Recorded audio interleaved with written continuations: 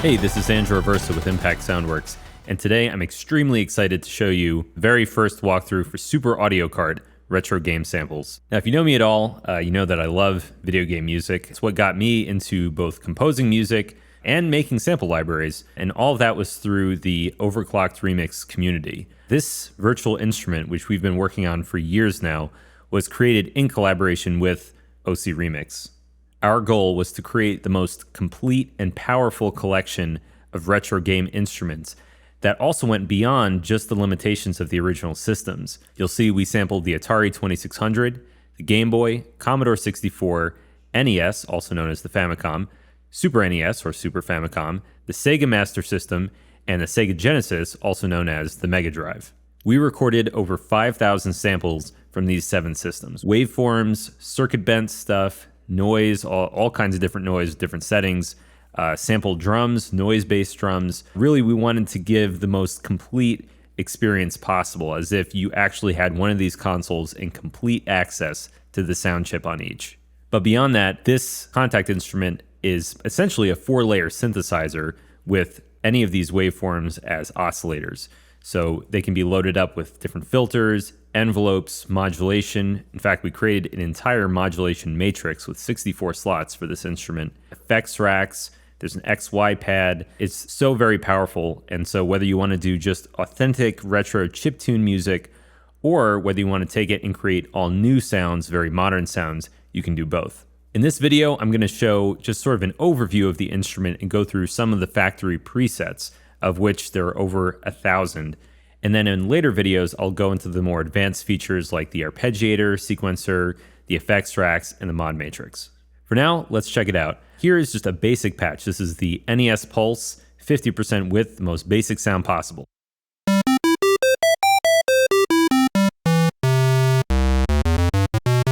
And it sounds like an NES because this is an NES. This was recorded from NES hardware. If we take a look at the snapshot menu here, you can see everything is nicely categorized. So under Authentic, if we want to pull up a different NES waveform, I can go to the NES menu and check out the triangle.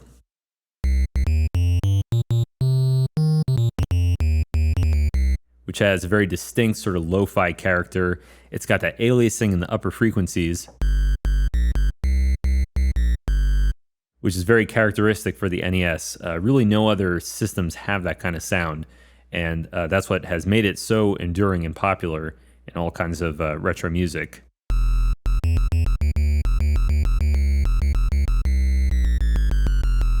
Then we also have some more interesting like circuit bent waveforms. So on the NES, we have hacked pulse waves, which sound like this. Very cool for sound design stuff. Of course, there are more traditional waveforms, like we have different widths here. Or if we dive into the noise, let's check out the long noise menu. This is spread across the whole keyboard. And this loops, so you can start at the very bottom of the keyboard. And then it loops again, so you don't have to restrict your playing to one specific range. Then there are drum kits for the NES and for all the other consoles. You can choose either menu style, so if we load up the kicks menu, these are all sampled DPCM kicks. The NES had very, very basic and limited sampling capabilities. So you can load drums like that, or you can load them via drum kits.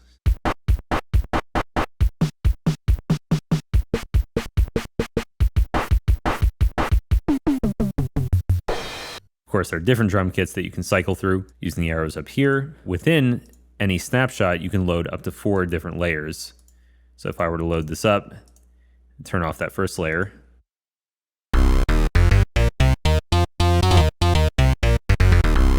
So you can have a mix of different systems, or you can have the same sound source from the same system across different layers and treat them differently, like different tuning, panning, filters. Getting back to the menu, Atari 2600 was only capable of really 2 kinds of sounds. It had a pulse or a square oscillator, and then it also had noise. So we have all these different drums, quote unquote, which is actually different types of noise.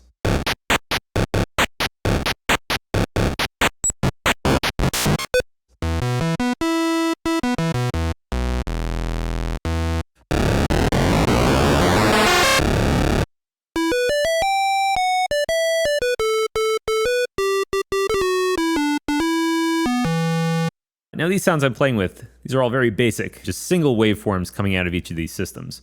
But Super Audio Cart is capable of much more than that. So let me just show you some of the more advanced things that you can do.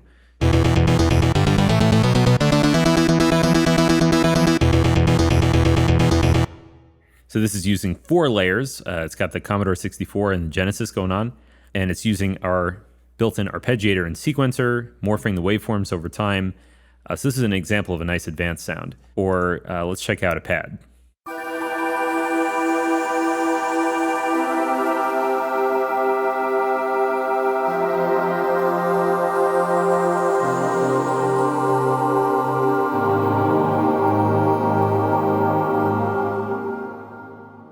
This is a good example of what you can do with all the different effects. And you notice that while I was playing this, the XY pad here in the bottom right was actually moving in real time.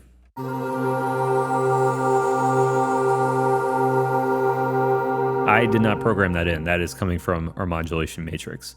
So when we designed the presets for this, we really took full advantage of all the incredible things that this could do.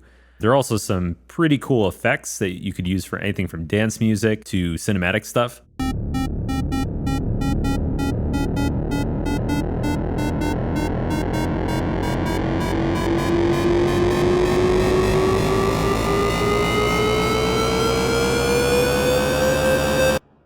All that is coming from the 2600 C64 and NES waveforms, and there's just lots of cool stuff happening with envelopes, with the sequencer, and all that good stuff. We've got different drum kits that were created from mixing and matching different drum kits from different consoles using effects.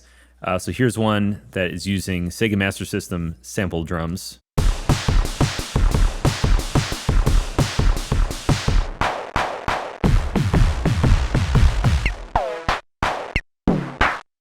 Key splits have different sounds in 1 or more octaves, and then usually the left hand is some sort of accompanying sound like a bass sound, and in the right hand you usually have some sort of lead or harmony sound. You can see the keyboard colors actually change to denote which layer is on which. So this one uses a lot of Genesis sounds.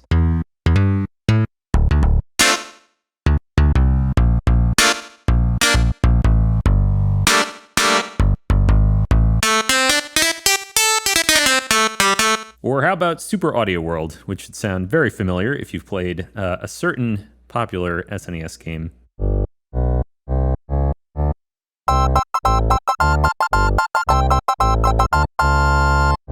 Let's see what happens when we move the XY pad.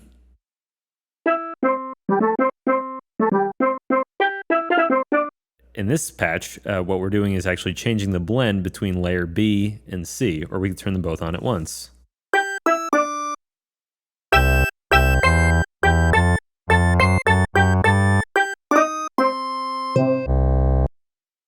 So that's just one of the many cool things that we have in the library. There's a mix of these sort of throwback sounds and the more modern sounds as well. Let's check out some of the keys. But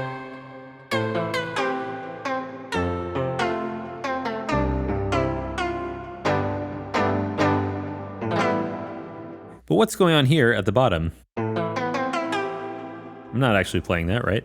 Again, let's check out the XY pad.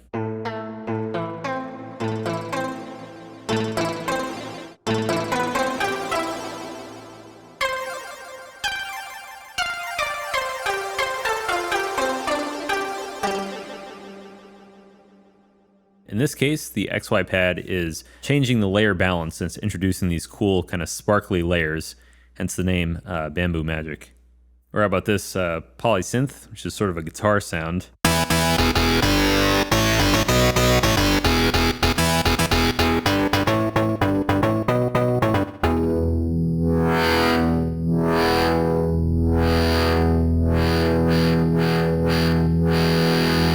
Here the XY pad is controlling the filter, cutoff, and the resonance. All of the patches in Super Audio Cart do something with the XY pad as well as the mod wheel.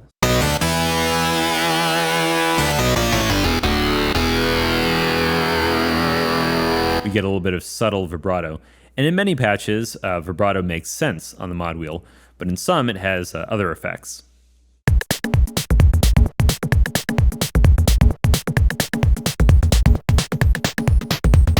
And the the mod wheel, as you're hearing, sort of bit crushes the sound.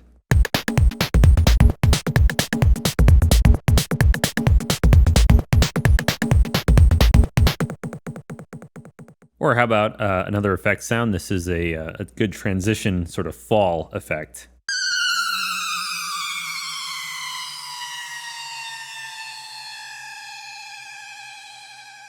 So in this case, that is sort of like amplitude modulation on the mod wheel.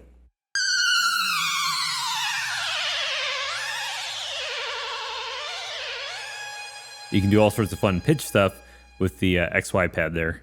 With an ARP patch, the instrument will actually arpeggiate between the notes that you're playing. So if you play C, E, and G,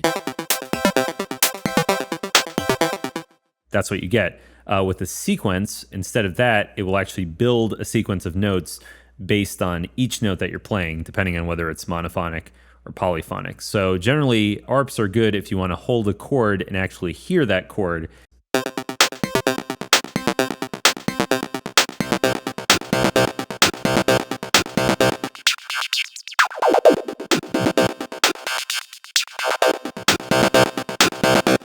Going back to pads for a second.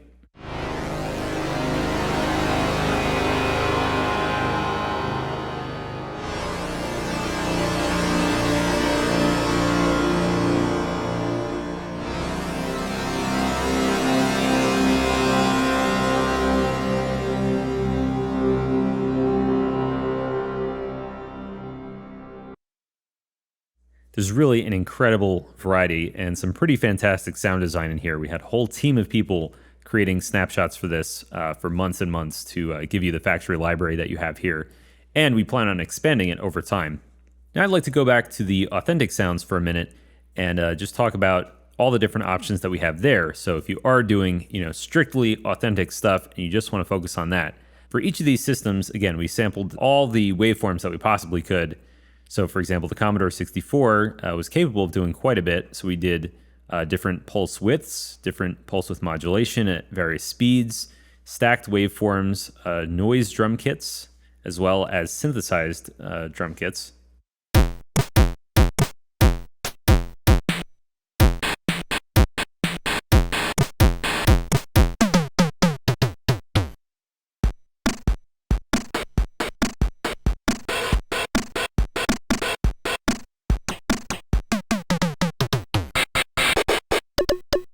We have a lot of drums that were sampled through the hardware using DPCM samples, very, very small, lo-fi and bit crushed. But then we also have all the various noise samples that can be used to create drums as well. For the Game Boy, we captured all of the original waveforms that you could find in the Game Boy. For example, we got the classic pulse. Different widths, of course.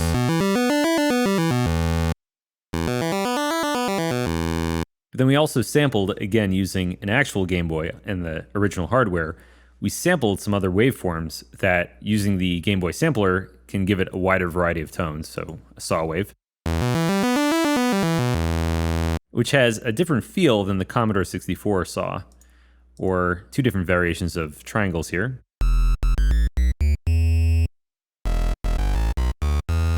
The NES and Sega Master System were sampled much the same way. Genesis and SNES are interesting cases though, because for the Genesis, being an FM synthesizer, there's basically an infinite variety of things that you could possibly do with it. So instead of just sampling thousands and thousands of patches, many of them being totally not usable, we looked at the patch data for some of our favorite soundtracks, which are referenced here in the sound names. So for example, PS4 might reference a certain role-playing game, or Speedy 1 and Speedy 2, about a fast-moving animal. I don't know if I'm allowed to say these things or not. Or Rage 2, Rage 3. So you get the idea. So if we load up one of these. These are sounds that use the exact patch data from these soundtracks, but we recorded and multi-sampled the waveforms.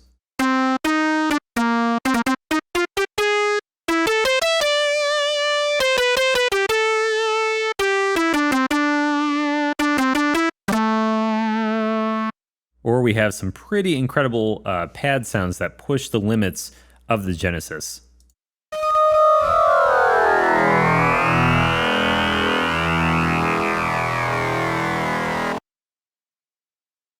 Along with that, we also captured, using sound tests, a ton, over 400 different sound effects. These are all presented menu style, so I'm just going to quickly play a few of them.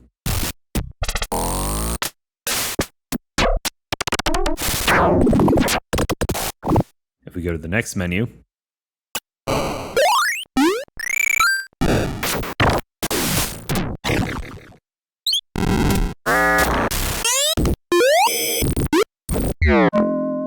you could spend all day playing with these. They're super fun. And then all these different sample drum kits like 909.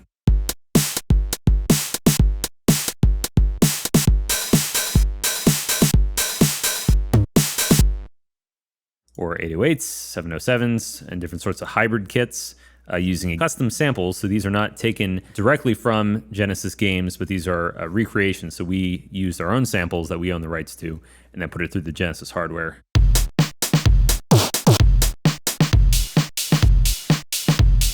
The entire SNES sample set pretty much came from the same place. Let me load up a sound just to give you an example.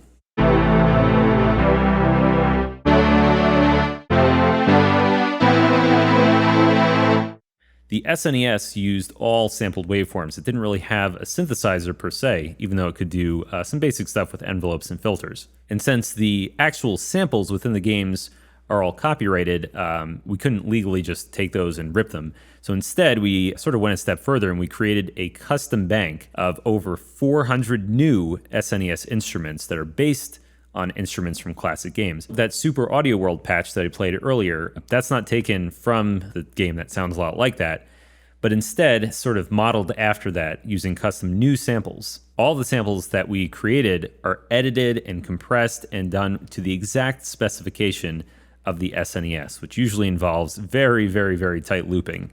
So if I play these strings again,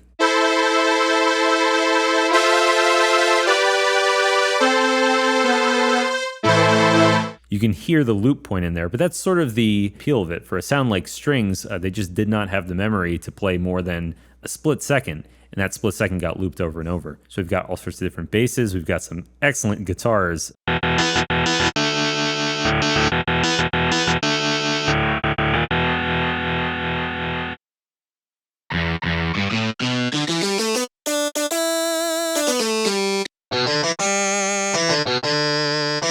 Again, there are over 400 SNES sounds included with the library. Now, like I said earlier, I'm not going to go super in-depth into the actual editing of the instrument, but I just want to show some of the more basic capabilities so you can get right into creating your own sounds. So the first thing is when you have an initialized patch, you have an NES sound by default. You can change that by clicking on either the console or the sound name, and then you can browse through using the scroll bar. You can just click and drag, or the arrows here to skip pages, or you can use the arrows here to cycle through. So this is particularly useful if, let's say, you want to switch to a bass sound. You're playing around. You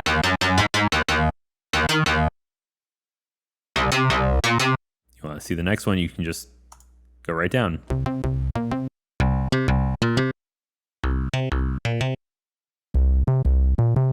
You have all sorts of different timbres, very easy to switch through. You can adjust the volume, panning, the pitch, which actually repitches. This is not a transposition, but it actually changes the pitch of the waveform. There's filter cutoff, which won't do anything unless you enable a filter. You can also turn the arpeggiator on and off easily here. You can toggle the effects for this particular layer, although right now there aren't any effects. You can also go into the raw mode. To illustrate this best, let me use an NES waveform. So in raw mode, it basically takes off any of the extra processing that might be applied in a preset, and it limits the range of the instrument to what the console could actually do. So in this case, the pulse couldn't go below this C. Pressing these notes does nothing. There's also the capability to quickly mute and solo. So if we turn on these layers, load them back into memory, we can solo any given layer or mute. And then there's also the capability to send each layer to different outputs in your host, as well as bypass the global effects. There's the very handy feature of being able to route MIDI from different channels to different layers here in the instrument. So if you're doing a live performance setup and you can only run one instance of Kontakt with one patch in it, if we switch the instrument to Omni mode, you can have, layer 1 on MIDI channel 1 and so forth and so on. Lastly, on the right-hand side here, without getting super technical, we have the ability to edit all layers at once. And to do that, you just click this control link here. Now when you move the volume for one layer, they all move. Or let's say you just want to edit A and B, but not C and D. You would turn those off. And now you have those two layers locked together. This is really useful if you're doing arpeggios or sequences and you don't want to have to write the same pattern over and over again. You can toggle the global effects on and off. Again, there aren't any right now. That's different from the layer effects. There are 5 effects tracks in total. A through D each have their own, and then there's a global which affects everything. We also have a randomizer. You pick what parameters you want to randomize, so let's say sound, and then which layer you want to rearrange. So we'll randomize all layers, the white die. Here's what we have. And now we have this.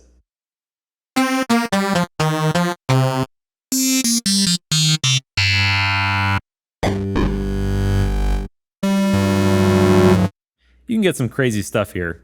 And if you don't like what you have, you can always go back to the previous sound. So putting some of these features into practice, let's say you load up a pad like Choir Universe here.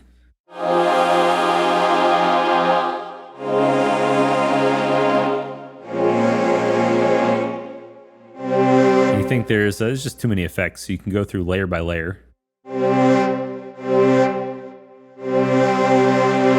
So still might be something on the global. Turn that off. And there we go. It's much more dry. And manipulating the XY pad here.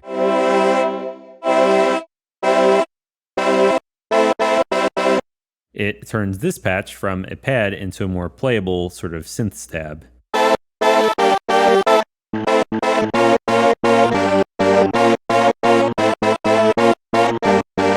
As for the mod wheel, if we go back here,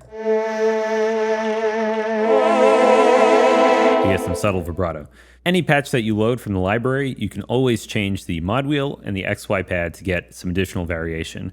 If you want to go further, you can use the randomizers, turn effects on and off, and change the mix all from here, all without really delving into the advanced features of the instrument. But I'm going to get to those next. This concludes our first Super Audio Cart video. The instrument is available now for $149 as list price, and it comes with Kontakt Player compatibility, meaning you do not need to buy any other software to use it. Kontakt Player can be used as a plugin or in standalone mode in pretty much any workstation that you might have. So FL Studio, Cubase, Sonar, Pro Tools, Logic, Ableton, all that stuff, it runs just fine. Or use it in standalone with all the different performance features. Once again, this has been Andrew Aversa, and I'll see you in the next video.